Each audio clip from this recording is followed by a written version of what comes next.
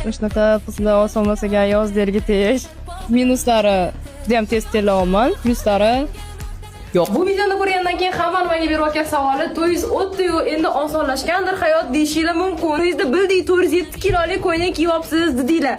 No, нет. Оказывается, to'ydan keyin ham har bitta ishingizni kelinskiy ko'ylakda qilar ekansiz. Kelinskiy ko'ylakda siz завтрак to'yingiz qilasiz, siprasiz, yetmaganiga mehmonlarni ham shu kimni kutarar ekansiz. Zo'r ko'ylak. Ne?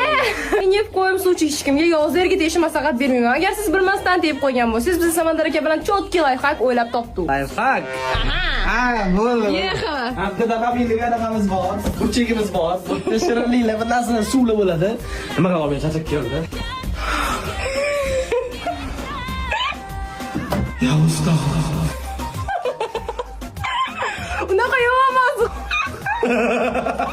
O'zim kim? Voy, ish qilishim kerak, voy deydi. Sen Samimiy